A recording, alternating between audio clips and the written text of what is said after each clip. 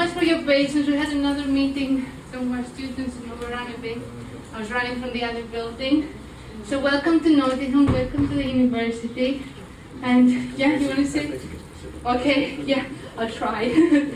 All right. Takže paní profesorka Manal nám teďka teda ukáže takovou simulativní přednášku, jak se tady tak normálně přednáší, až se tady trošku vydýchá, protože právě jak jsme si říkali, že se tady přebíháme s těmi jednotlivými školami, tak to bylo chvilku teda to nám zabralo, ale nebude to o nic ochuzení, normálně když se tady 50 minut tady. Takže jak jsem říkal, nemusíte vůbec rozumět tomu významu, ale jde o to, abyste zkusili trošku pochybně to z angličtiny a vůbec jak to tak vypadá, jak se tady pracuje s tou prezentací. Okay. Okay. Thank you very much. Thank you. Okay. So it's great to have you here. Yuri asked me to give you like a taster lecture. So if you were here and our students, what kind of things we do here, right? And run a third-year module in European Union politics, and there we really focus on things like very current affairs. So what happens with regards to the Brexit referendum? We look at European elections, we look at voting in those elections, voting for certain parties like nationalistic parties, perhaps extreme right, and so on. So this would form pretty much kind of an introductory lecture for this kind of module.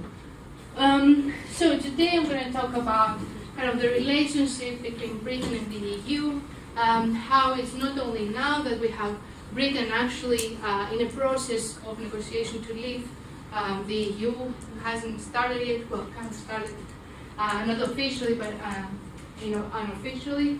And I'm going to first talk about historically how this has always been kind of a difficult relationship between Britain and the EU, so it's not only now.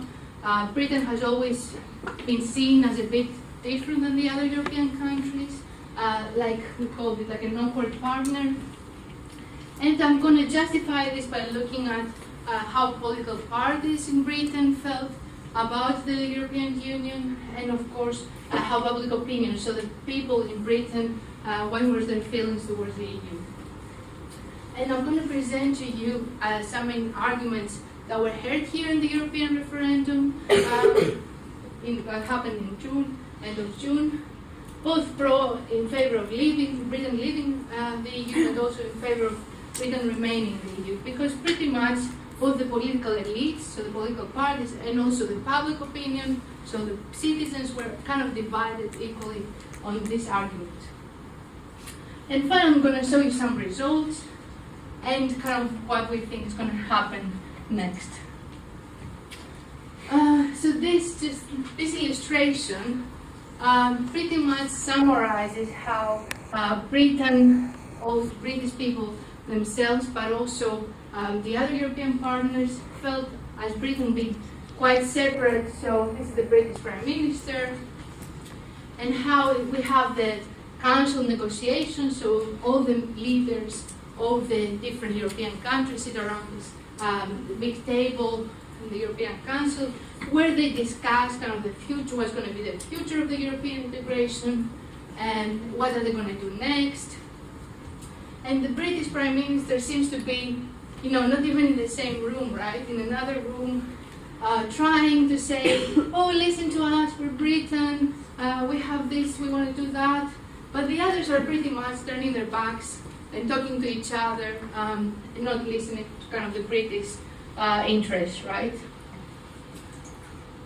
So, historically, Britain always felt as being quite separate from the other European countries because historically Britain had kind of the empire, kind of Great Britain, the legacy, the links to the Commonwealth countries, so countries outside the European countries where they had very strong links, like in India, Pakistan, and so around the world, in Canada, Australia, and so on.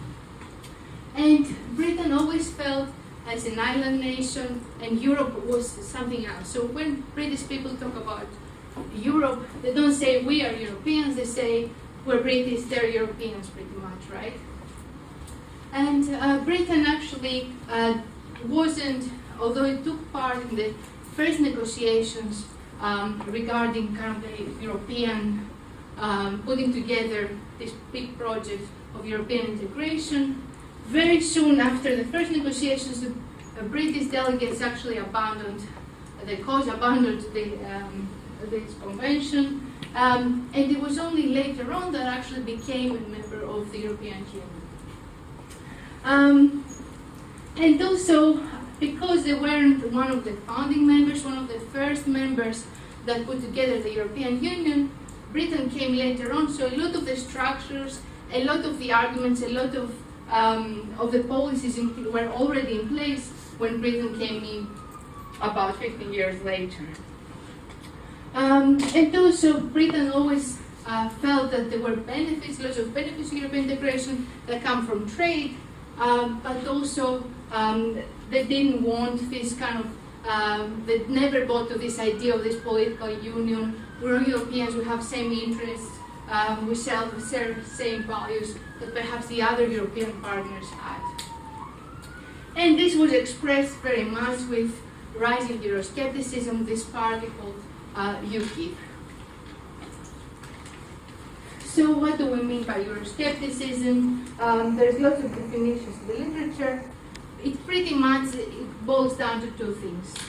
The first one is this kind of called hard Euroscepticism, pretty much what UKIP wants, and also all the people here in the British referendum that argued for exit from the EU, which is that actually they don't like the process of European integration, they don't believe in this vision that we are all united in Europe and we have these similar interests, so they reject the whole project of European integration. The second one has to do, it's called soft Euroscepticism, so people that actually raise some concerns about Europe, but they're not very, they don't reject the whole project, but they disagree with some aspects of it. But as you could perhaps imagine that, especially in terms of the elites, British Euroscepticism has been mainly of the hard variety. There was always this feeling that the EU was something distant that would impose things on Britain, all these EU laws or the European courts regulating of what's happening in Britain. And this was actually pretty much summarized by Margaret Thatcher's speech. So the Brits really very much wanted to have more trade with the other European countries, but they didn't want anything more, right? Anything more would have an impact on their sovereignty. They're a sovereign nation. They want to have control over their own affairs, right? And now I just want to show you pretty much, oops, sorry. Just want to show you a little tube.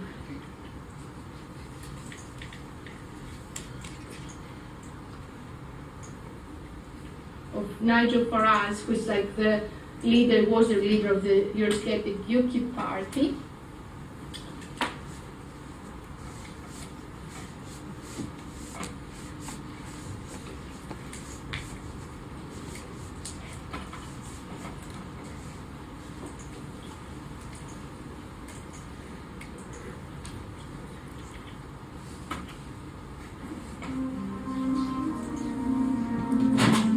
Mr. Co-President Nigel Farage, freedom and democracy. Well, good morning, Mr. Van Rompuy. You've been in office for 1 year, and in that time, the whole edifice is beginning to crumble. There's chaos. The money's running out. I should thank you. You should perhaps be the pin-up boy of the Eurosceptic movement. But just look around this chamber this morning. Just look at these faces. Look at the fear. Look at the anger. Poor old Barroso here looks like he's seen a ghost. You know, they're beginning to understand that the game is up. And yet, in their desperation to preserve their dream, they want to remove any remaining traces of democracy from the system. And it's pretty clear that none of you have learned anything. You know, when you yourself, Mr. Van Rompuy, say that the euro has brought us stability, I suppose I could applaud you for having a sense of humour, but isn't this really just the bunker mentality? You know, your fanaticism is out in the open. You talked about the fact that it was a lie to believe that the nation state could exist in a 21st century globalised world. Well, that may be true in the case of Belgium, who haven't had a government for 6 months, but for the rest of us, right across every member state in this union, and perhaps this is why we see the fear in the faces, increasingly people are saying, we don't want that flag, we don't want the anthem, we don't want this political class, we want the whole thing consigned to the dustbin of history. And we had the Greek tragedy earlier on this year, and now we have the situation in Ireland. Now I know that the stupidity and greed of Irish politicians has a lot to do with this. They should never ever have joined the euro. They suffered with low interest rates, a false boom and a massive bust. But look at your response to them. What they're being told, as their government's collapsing, is that it would be inappropriate for them to have a general election. In fact, Commissioner Wren here said they had to agree their budget first before they'd be allowed to have a general election. Just who the hell do you think you people are? You are very, very dangerous people indeed. Your obsession with creating this Euro state means that you're happy to destroy democracy. You appear to be happy for millions and millions of people to be unemployed and to be poor. Untold millions must suffer so that your Euro dream can continue. Well, it won't work, because it's Portugal next. With their debt levels of 325% of GDP, they're the next ones on the list. And after that, I suspect it'll be Spain.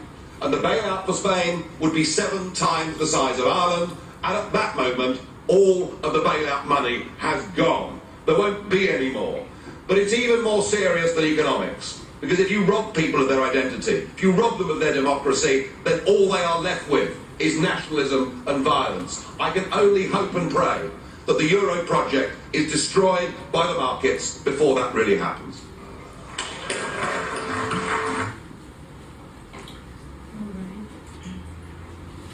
So can I ask you if you feel like, are there people in your country that make these arguments? Have you heard of these arguments before about the EU? Yes? So what were the main arguments according to your opinion? Who's brave to say it? What's the main issue that kind of this guy, he's kind of represent this part, Eurosceptic party here in Britain, but also I think he has influenced other parties who believe the same about the EU, right, across Europe. So what do you guys think? What's his main argument against the EU?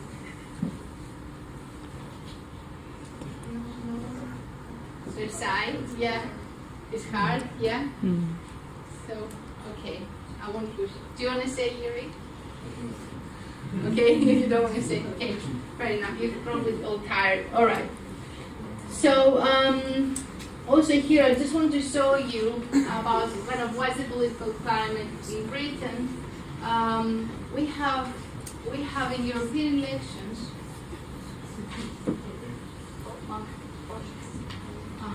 Someone wants to come in.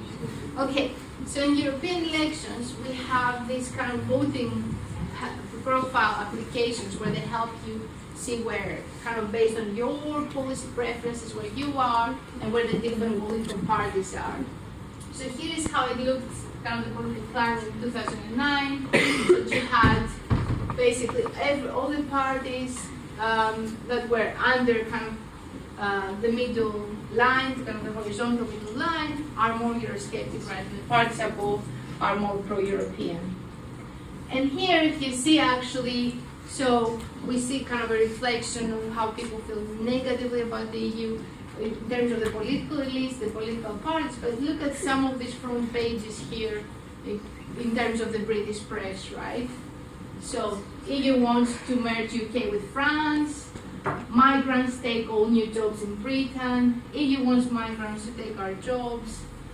So it was very much portrayed like in a negative light, right? So everything that comes from the EU, it is that migrants are flooding in Britain, we cannot have control of our borders, we cannot control our borders, and also that obviously that we need to get Britain out of the EU because we can regain control, have more sovereignty, do whatever laws we want to make, rather than ask the EU for permission or not being able to change the laws. So how do the people feel in Britain about the EU, right? So this is a graph. It shows from 1977 until 2015. It was a long-standing question asking people if Britain should stay in the EU or Britain should leave in the EU. And what you pretty much see, there's variation over time, but pretty much people were kind of equally divided, right, into two groups. So half of the people in Britain more or less wanted to leave the EU, half wanted to stay, but also you see kind of the gap keeps growing towards a referendum. So what were the main arguments that we heard a lot about during the referendum campaign that ended obviously with the referendum here in Britain, end of June? So the first argument that the Leave campaign put forward was about take back control. So Britain has lost its sovereignty. They wanted to be able, especially with regards to the biggest issue according to them, which was immigration, they want to be able to control who comes in Britain to find jobs, and also of course the access to healthcare, the access to all the kind of everything that supports the welfare state, everything that has to do with the welfare state. And the main kind of cleanup of it all was that actually when we give more power to the EU suffers more of a democratic deficit. So once laws are made in the EU, we cannot change them as easily because they have to be agreed between all the 28 member states. But also that and voters can more easily change policies by changing who's elected in parliament. In terms of the vote remain, there was the argument that actually by all of us being united together in Europe, we are all stronger because individually every nation has to compete in the global stage for influence, but all of us together were much stronger, and also that through our national governments in Europe, we have influence, right? So the British Prime Minister would sit around the table with all the other Prime Ministers and Presidents, and they would be able to negotiate policy. And finally, they would argue that actually Britain had a lot of influence in shaping EU policy, and it's true actually in terms of trade, EU trade policy, that it was true with regard to the single market, which actually the other member states would have to implement. So, yes. Teďka, aniž byste tomu nějakým způsobem, předpokládám, hodně rozuměli, spíš nám šlo o to, abyste se podívali, jak teda ta přednáška vlastně tady vypadá. Viděli jste, že tady jsou nějaká videa, že tady jsou různé grafy, že se vám to paní snaží zpříjemnit všemi možnými prezentacemi, obrázkami. Viděli jste tam ty bulvární časopisy a podobně. Asi trošku možná jste pochytili teda, že řeč je o tom, jak teda teďka dopadne, nebo jaké byly tedy argumenty pro to, aby Britové vystoupili z té Evropské unie, nebo tam zůstali, což je pro ně asi ještě složité vůbec chápat, o co tady vlastně jde. Ale jak jsem říkal, hlavně nám šlo tedy o to podívat se, jak taková přednáška vypadá, to znamená, je to v podstatě, řekl bych, podobné něčemu, jak už dneska máte ty interaktivní hodiny a podobně na základních školách, kde teda máte také nějakou tabuli, kde se něco promítá a podobně. To znamená, určitě se není čeho bát, že by to tady bylo nějaké náročné. Normálně sem studenti tak takový sednou, poslouchají. Většinou i v té přednášce tady byl takový pokus, který moc nevyšel, tedy se snaží pan profesor nebo paní profesorka navázat nějakou diskuzi, nebo aby teda vůbec vás úplně neuspala, tak tedy se snaží, aby získal vaši pozornost třeba tím, že tedy něco budete tedy odpovídat, nad něčím se zamyslíte. No a většinou teda to probíhá, takže vždycky na začátku, přesně tak, jak jste viděli, jste měli napřed pár takových bodů, které vlastně se bude na té přednášce, kterými se budeme na té přednášce zabývat, a postupně tedy se tím proberete až úplně ke konci, abyste vlastně věděli, jak dlouho to ještě potrvá, kde jste vlastně v té přednášce, abyste se v tom nějakým způsobem orientovali a abyste tedy měli vůbec přehled, jak si to všechno to téma nějakým způsobem ucelit, a potom, až přijdete domů a budete se připravovat na ten seminář, tak abyste si třeba ke každému tomu bodu něco našli. Sure, yeah. Yes, absolutely. Yeah, I was enough. Takže teďka bych vás poprosil, jestli máte teda ty otázky, připravené někteří. absolutně na všechno, protože, jak jsme říkali, není vůbec důležité, jaké téma tady bylo probíráno, abyste tady viděli, jaká je ta přednáška. Takže tak bych vás poprosil, abyste se teda zkusili paní profesorky zeptat, a jak jsem říkal, úplně na cokoliv, jestli to měli připravené na to, jestli tady prší nebo tak klidně se můžete zeptat. Kdybyste podařilo někomu dát dokupy větu, jestli paní profesorka teda volila pro odchod Británie z Evropské unie, tak by to bylo úplně výborné. A samozřejmě ostatní se můžete ptát na cokoliv. What is your opinion on this situation? On Britain and the EU, yeah. So I think we're definitely doesn't look really good at the moment in terms of what the future holds for Britain. So initially everyone thought, oh, Britain is definitely going to stay in the single market, so it'll be what we call the soft Brexit, right? But from what we hear now, they seem to be going the other way, so more of a clean break. So they'll leave completely, and then they'll start negotiating trade deals again with other countries in the world. So I think I'm more pessimistic as time goes by. I'm more pessimistic about kind of Britain staying even in the single market at the moment, because for the British politicians, the message they got is that they cannot have both the single markets of free trade and restrictions on immigration, right? Because we have free movement of labor in Europe. And I think for them, the message they got from this referendum is that people want to control immigration in Britain. So this was a big kind of decisive factor. I'm an immigrant here, and I do it personally, you know, as lots of us here, because we feel we contribute to the British society, right? We came here with our degrees and our qualifications, and we feel like we're kind of a positive influence. But lots of people don't feel that, especially people working kind of in manual working jobs, that they feel that competition from other Europeans drives the prices down, so they get paid less per hour, or they cannot compete and they lose their jobs. And this is why you see also the negativity towards all kind of the European labor. So you think UK can go out? I think we'll leave completely, yeah.